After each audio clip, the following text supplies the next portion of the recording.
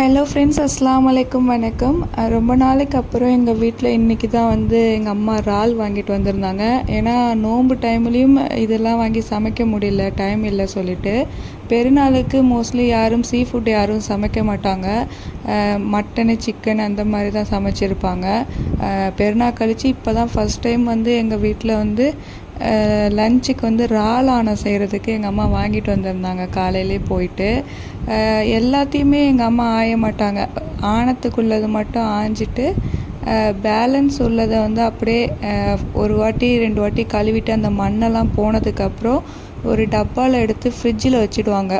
அந்த ஓடோடைய வேணுங்கிறப்ப அந்த ஓடை எடுத்து க்ளீன் பண்ணிவிட்டு அப்போங்க யூஸ் பண்ணிக்கலான்னு சொல்லிட்டு. அதனால் எல்லாத்தையும் ஆஞ்சிட்டு இருந்தாலும் டைம் இருக்காது. ஆனால் எப்போதும் எங்கள் வீட்டில் டைம் இருந்துச்சுனாக்கா ஆஞ்சி எடுத்து வச்சுருவாங்க, க்ளீன் பண்ணிவிட்டு. ஈஸியாக இருக்கும் எப்போது சமைக்கிறதுக்கும். இப்போ எங்கள் அம்மா டைம் இல்லை சொல்லிவிட்டு அப்படியே ஓடோடையே வச்சுட்டாங்க, 2-3 அலசிட்டு. எல்லார் வீட்லேயும் இதே மாதிரி ஒரு டப்பா இருக்கும். ஸ்வீட்டுக்கு வர டப்பா எடுத்து கழுவி யூஸ் பண்ணுறதுக்கு, அப்புறம் பிரியாணி டப்பா. எல்லார் வீட்லேயும் இதே மாதிரி ஒரு டப்பா இந்த மாதிரி சீ ஃபுட் ஐட்டம் எடுத்து வைக்கிறதுக்கு, இஞ்சி பூண்டு பேஸ்ட் எடுத்து வைக்கிறதுக்கு எல்லார் வீட்லேயும் இதே மாதிரி ஒரு டப்பா கண்டிப்பாக இருக்கும். இதோட பேர்ட்ஸுக்கு ஃபுட்டு வாங்கியிருந்தேன்னு சொன்னேன் இல்லையா, அதையும் நான் இதில் காமிக்கிறேன். ரொம்ப எதுவும் நான் பெருசாக எதுவும் ஆர்டர் போடலை. ஏன்னா எங்கள் ஊரில் அந்த அளவுக்கு பேர்ட்ஸு ஃபுட்டு, அந்த கிணறி நைகரு அது எதுவுமே கிடைக்காது. எல்லாம் கிடைக்கணும்னு சொன்னாக்கா சென்னையில் தான் கிடைக்கும். நான் எப்போதுமே சென்னையில் 2 மாதத்துக்கு சேர்த்து ஆர்டர் போடுவேன். ஆனால் இந்த நோன்பு ஆரம்பித்ததுலேருந்து ஒரு 2 மாதமாக அதுக்கு முன்னாடியும் நான் சென்னையில் ஆர்டர் போட்டு எடுக்கவே இல்லை. எல்லாமே ஊர்லேயே வாங்கிக்கிட்டேன். என்னன்னு தெரியல, சுத்தமாக டைமும் கிடைக்க மாட்டேன். இந்த பேலன்ஸ் உள்ள இந்த டப்பாவை கொண்டுட்டு போயிட்டு அம்மா ஃப்ரிட்ஜில் வைக்க சொன்னாங்க. மாடியில் தான் இருக்குது ஃப்ரிட்ஜு. அதனால் இந்த பேர்ட்ஸுக்கு வாங்கின தீனி எல்லாமே கீழே இருக்குது. ஏன்னா இப்போதைக்கு மேலே எடுத்துகிட்டு போவேன்னா, ஏற்கனவே இருக்கிற தீனி ஃபுல்லாக முடிஞ்சாலும் கீழே கொட்டி கிடக்கிறதெல்லாம் கூட்டி வெயிலில் காய வச்சு அதை புடச்சி வச்சிடுறது. இது ஒன்றுமே நான் வாங்கலை. சன்ஃப்ளவர் சீடும் தினையும் மட்டும்தான் வாங்கினேன், வேறு எதுவுமே வாங்கலை. இந்த வாட்டி வரகு வாங்கலை, சஃபோலா வாங்கலை. சஃபோலாலாம் என்னோடய பேர்ட்ஸ் சாப்பிடும். வரகும் ரொம்ப நல்லாவே சாப்பிடும். வரகு நான் வாங்கலை. வரகு என்கிட்ட கொஞ்சம் இருக்குது, அதனால் நான் வாங்கலை. தினை மெயினாக வாங்கிக்கிட்டேன். ஒரு பேக் இதே மாதிரி ஒரு 5 கிலோ பஜ்ஜீஸுக்கு அனுப்பிவிட்டுட்டேன். வேறு எதுவுமே நான் வாங்கலை. மொத்தம் 2 ஐட்டம், தினையும் சன்ஃப்ளவர் சீடு மட்டும்தான் வாங்கினேன். இது இப்போதைக்கு ஓப்பன் பண்ணக்கூடாது, அதெல்லாம் ஃபுல்லாக முடிஞ்சு காலியானதுக்கு அப்புறம் தான் ஓப்பன் பண்ணணும்னு சொல்லிவிட்டு இது அப்படியே கீழே மாடிக்கு எடுத்துகிட்டு போனால் நான் கண்டிப்பாக ஓப்பன் பண்ணி கொட்டிடுவேன். அதனால தான் கீழே இருக்குது, நான் எடுத்துகிட்டு போகல. இவ்வளோ நேரம் எவ்வளோ சவுண்டாக இருந்துச்சு. என்னை பார்த்தோன்னே எல்லாம் அமைதியாகிடும், வாயை மூடிடும், ஒரு சவுண்டு கூட வராது.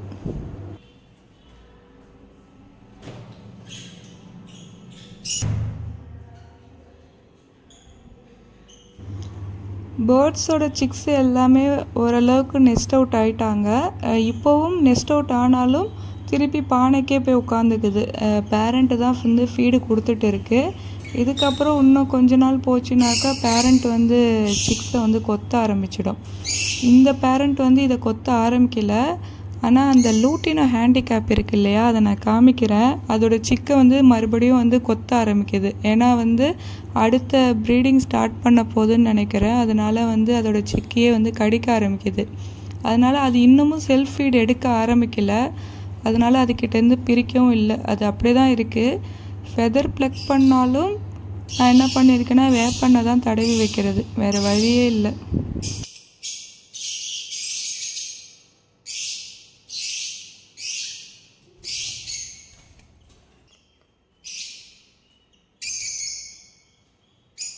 சம்மர் சீசனில் யாருமே ப்ரீடிங் போட மாட்டாங்க. எல்லா பேர்ட்ஸும் ஃப்ரீயாக தான் இருக்கும். பானை பாக்ஸ் எல்லாத்தையுமே கலட்டிடுவாங்க. நான் ஏன் பானையை கலட்டலைன்னா, என்னோடது கட்டுக்கம்பி போட்டு கட்டி வச்சுருக்கிறேன். எல்லாத்தையும் கலட்டணுன்னா ரொம்ப கஷ்டம். அதே சமயம் கொக்கி மாட்டுறது ஈஸியாக இருக்கும் பானை. அந்த மாதிரி சில பேர் வச்சுருப்பாங்க. அது ரொம்ப ஈஸி. சிக்கு இருக்கா இல்லை எக்கு இருக்கான்னு ஈஸியாக பானையை எடுத்தே நம்ம பார்க்க முடியும். ஆனால் இந்த கட்டுக்கம்பி போட்டு கட்டுறது தான் கஷ்டம். ஒன்றையும் கலட்டிட்டு இருக்கணும். அதனால தான் நான் பானையை அப்படியே வச்சுட்டேன், கலட்டலை. ஆனால் பேர்ட்ஸ் எதுவும் இந்த ப்ளூ கேஜில் எதுவுமே எக்கு வைக்கல. முன்னாடி கூட வச்சது, இப்போ எதுவுமே இன்னும் வைக்கல. அதே மாதிரி பாக்ஸும் அப்படி தான். இந்த மரக்கேஜில் இருக்கிற பாக்ஸுமே வந்து ஆணி அடித்து அப்படியே இருக்குங்கிறதுனால என்னால் இதையும் கலட்ட முடியாது. உங்களுக்கு கலட்டுற மாதிரி பாக்ஸ் இருந்துச்சுன்னா நீங்கள் வந்து கலட்டிடலாம். இந்த சம்மர் சீசனில் ப்ரீடிங் போடாதீங்க. எப்படியும் வந்து எக்கு வச்சாலும் வேஸ்ட்டாக தான் ஆகும். அது வந்து இன்குபேட் பண்ணாது. இது வந்து 3வது பாக்ஸு. இந்த கோவக்காரி வந்து இந்த எக்ஸில் வந்து 5ல் வந்து 4 வந்து கரு பிடிச்சிருக்கு, 1 வந்து வேஸ்ட் ஆகிருக்கு. சமயத்தில் இந்த மாதிரி ஆகும். வெயில்னால வந்து எல்லாமே கரு வச்சாலும் எதுவுமே ஹேட்ச் ஆகாமல் கூட போகும்.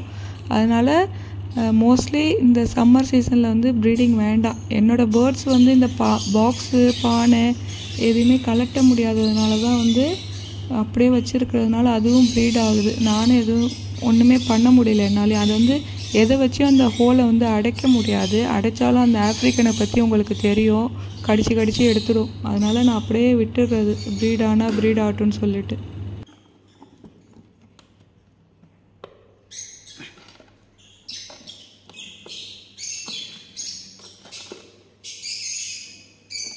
லாஸ்ட் வீடியோவில் உங்ககிட்ட காமிச்சிருப்பேன். இந்த 4th பாக்ஸில் வந்து ஒரே ஒரு சிக்கு ஹேட்ச் ஆகிருக்குன்னு சொல்லிட்டு.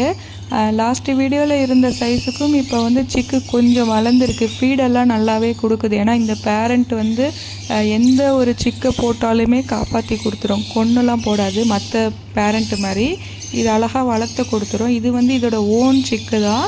ஃபீடு பார்த்தா உங்களுக்கு தெரியும், நல்லா ஃபுட் பேக்கு ஃபுல்லாக கொடுத்துருக்கு. நான் எதுக்காண்டி அதை திருப்பி போடுறேன்னா, அது வந்து ஒரு சப்போர்ட்டே இல்லாமல் ரொம்ப தவிச்சிட்டு இருக்குது. அதாவது அதனால ஒரு எக்கு வந்து பழைய முட்டை தான், அதில் பாக்ஸ்லேயே கிடக்கிற முட்டை, அது வந்து ஹேட்ச் ஆகாது, உங்களுக்கு பார்த்தா தெரியும்.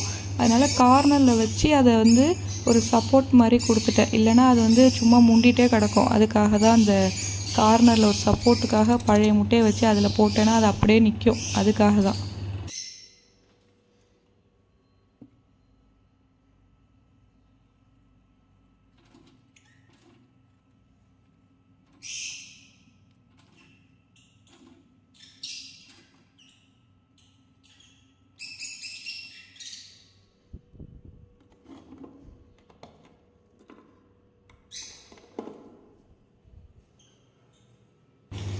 ஃபஸ்ட்டு பாக்ஸு உங்கள் எல்லாருக்குமே தெரியும், லூட்டினோ ஹேண்டிகேப்பு.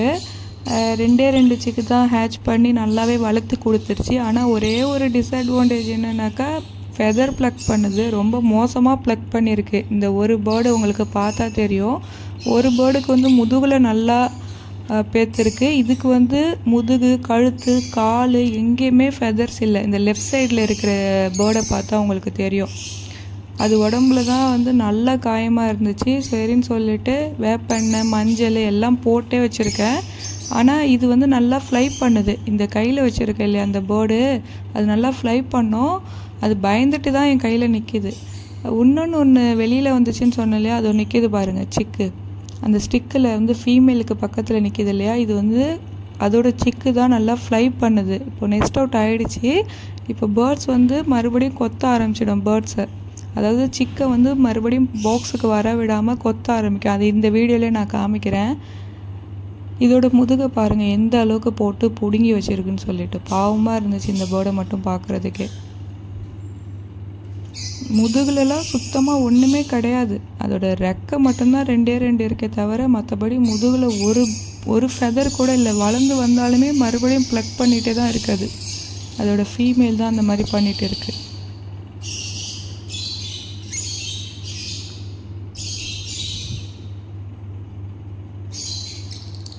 இந்த பேர்டை வந்து அந்த அளவுக்கு அந்த பேரண்ட் வந்து கடிக்கல. இதை தான் நல்லா போட்டு கடிச்சு வச்சுருக்கு.